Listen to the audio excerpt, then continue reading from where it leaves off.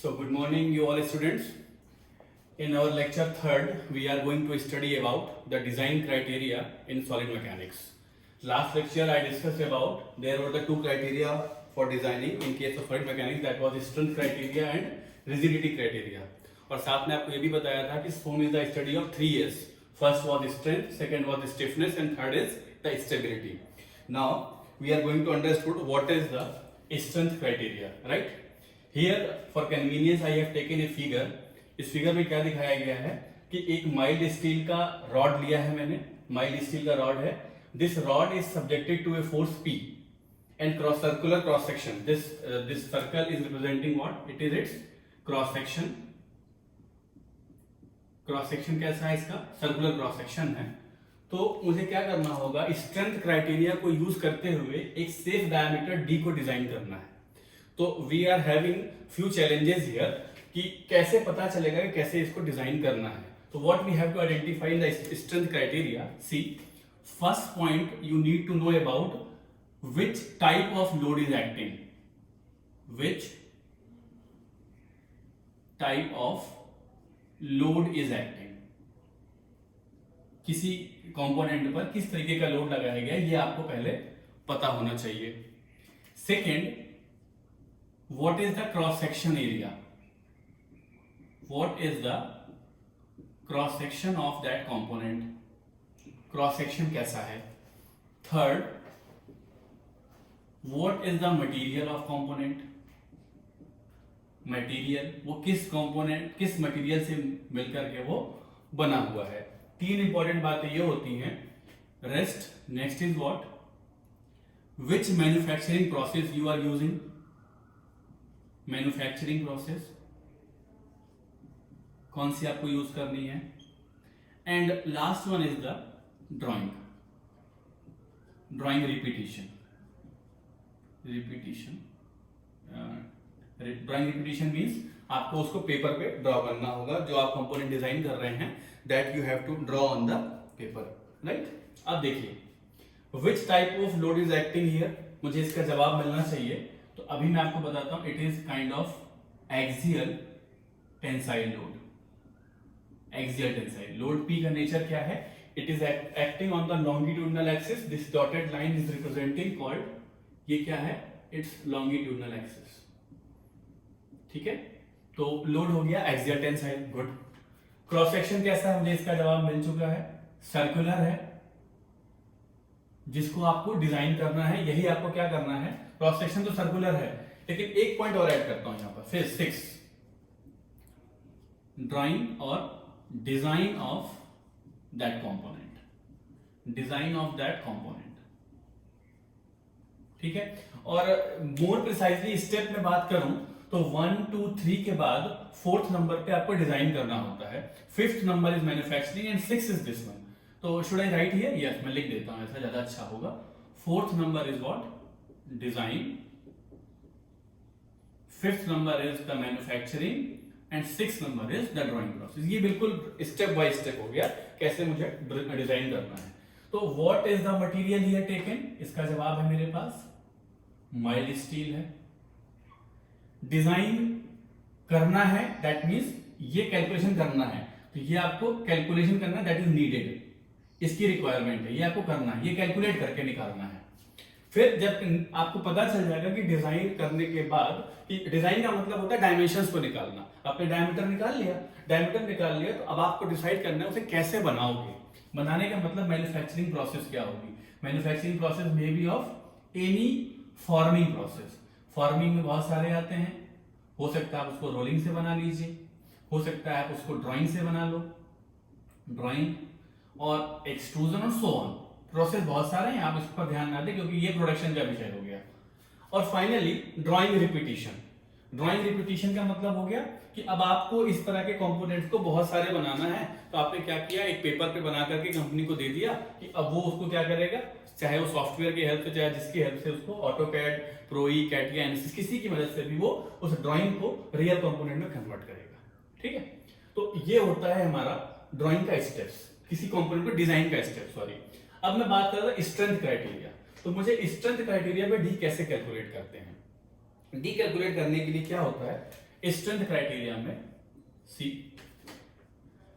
Maximum stress induced, किसी component के अंदर जो मैक्सिमम स्ट्रेस इंड्यूस्ड है शुड बी लेस देन और equal to the permissible stress. Maximum stress induced should be less than और equal to what, permissible stress. ये क्या है? This is called the condition of safe design. This is condition of safe design. My dear student, ध्यान से समझना, maximum stress induced should be less than और equal to the permissible stress. Good, very good. अब ये maximum stress निकालोगे कैसे? किसी component में मैक्सिमम स्ट्रेस कितनी इंड्यूस हुई, how to calculate? This is calculated by using basic SOM equation, जो आप स्ट्रेंथ ऑफ मटेरियल में पढ़ेंगे। इन इक्वेशंस को यूज करके, जो इक्वेशंस होती हैं, अभी मैं बताऊंगा क्या होती हैं, उन्हें कैलकुलेट करना है। और परमिसिबल स्ट्रेस ये कैसे निकलती है? By factor of safety. Factor of safety, तो देखिए जो नए नए वर्ड आ रहे हैं सबका मीनिंग समझेंगे धीरे धीरे। फैक्टर ऑफ सेफ्टी, ठीक है, ओके। तो अब बेसिक सोम इक्वेशन क्या हो सकती है?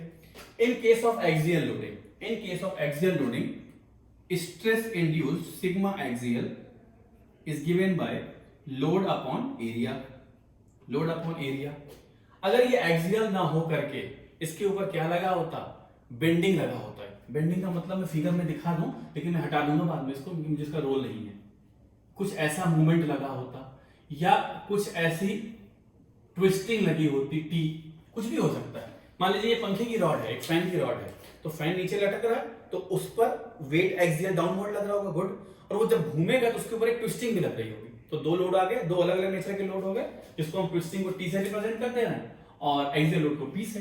तो अगर आपकी इस पर बेंडिंग आ रही हो तो sigma B is equal to M by Z लिखा जाता है। Bending stress equal to moment upon section modulus. अगर ट्विस्टिंग आ रही हो तो शियर स्ट्रेस आती है tau is equal to T by Z P लिखा जाता है। Z P is the polar section modulus. ये वैसे तो आप फर्स्ट ईयर में पढ़े होंगे मैकेनिक्स में, फिर भी मैं इनको जब रिस्पेक्टिव चैप्टर पढ़ाऊंगा बेंडिंग ऑफ बीम्स या टॉर्शन ऑफ सर्कुलर शाफ्ट, तो वहां बता दूंगा। फिलहाल के लिए यहां पर हमने क्या इंट्रोड्यूस किया? सिर्फ एक लोड लगाया है, तो मैं इसको हटाता हूं, ये इसमें जरूरत नहीं है। अभी कंबाइंड लोडिंग की हम बात नहीं कर रहे, अभी सिंपल मैंने एक लोड लिया हुआ है। तो इस केस में जो बेंडिंग स्ट्रेस की, not bending stress, axial load की वैल्यू है वो क्या है? P by A है। Now this axial load P by A can be written as what? देखो, sigma axial should be equal to P upon pi by 4 d square, क्योंकि circle का cross section area कितना होता है? Pi by 4 d square. तो मैंने ऐसा लिख दिया।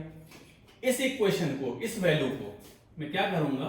यूज करूंगा इस इक्वेशन में। यहां क्या है? मैक्सिमम स्ट्रेस इंड्यूस, तो मैक्सिमम तो यही इतनी है, 4p upon pi d square. This should be less than और equal to what? Permissible stress. तो उसको मैं लिख देता हूं सिग्मा परमिसिबल। इससे हमेशा क्या होनी चाहिए? कम होनी चाहिए। So from here what you can get, इससे आपको d की वैल्यू आ जाएगी।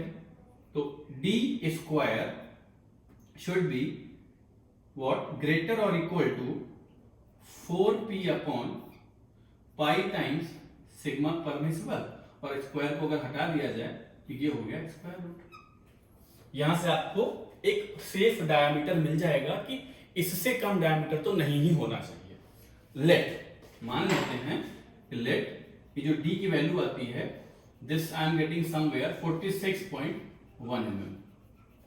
सपोज कीजिए d की वैल्यू आ गई 46.1 mm। There is no need to round off this value. क्यों? क्योंकि डिजाइन अभी सिर्फ आपने स्ट्रेंथ के बेसिस पे चेक करी है, अभी रिजिडिटी आपकी बाकी है। Now you need to check the same with respect to the rigidity. तो देखिए how to check the same with respect to rigidity.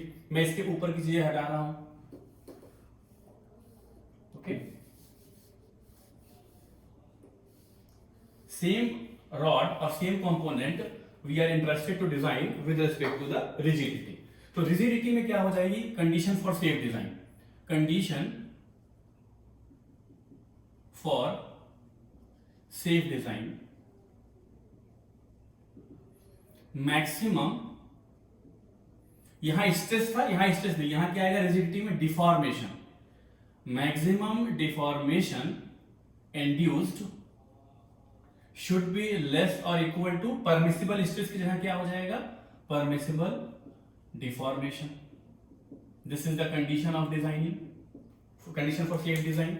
तो यहां देखो मैक्सिमम स्ट्रेस को कैसे कैलकुलेट किया था आपने, I am sorry, using basic SOM equation, same here also. Deformation कहां से आएगा, बेसिक सोम इक्वेशन से। अब ये इक्वेशन मैंने यहां लिखी जो कि स्ट्रेंथ क्राइटेरिया में यूज हो रही है। यहां क्या इक्वेशन यूज होंगी, यहां पर डिफॉर्मेशन होगा तो देखो ये लोड की वजह से ये रॉड क्या हो जाएगा, थोड़ा खींचेगा। जब खींचेगा तो आपको पता है कि इसका क्रॉस सेक्शनल एरिया थोड़ा डिक्रीज हो जाएगा और लेंथ थोड़ी इंक्रीज हो जाएगी। मैंने बहुत ज्यादा एग्जेगरेटेड दिखाया, इतना इंक्रीमेंट नहीं होता, इतना इंक्रीमेंट पॉसिबल नहीं है। तो लेट मी, तो क्या हो जाएगा इंक्रीमेंट यहां पर, देखिए कुछ इस तरीके से लेंथ में चेंज आएगा। तो इसको मैं रिप्रेजेंट करता हूं डेल्टा से, and this delta is given by PL by AE. तो दिस डेल्टा, एक हो गया डेल्टा एक्सियल लोड की वजह से कितना डिफॉर्मेशन हुआ, पीएल डिवाइड बाय एई। इस तरीके से अगर यहां पर ट्विस्टिंग लोड होगा तो आपके पास theta is equal to TL by GJ. अगर यहां कोई डिफ्लेक्शन होगा तो W L cube by 3EI। Means these are the basic some equations. कहां से आए, चैप्टर में डिराइव करके बताऊंगा। And permissible deformation can be calculated by basic standards. Standards का मतलब होता है जैसे IBR, Indian boiler regulation standard है, आपका BIS, bureau of Indian standard systems है। यहां से इसको हम कैलकुलेट करते हैं। कैसे कैलकुलेट करते हैं, that I will tell you in the next lecture. तब तक के लिए आप इसको रिवाइज कीजिए। Thank you.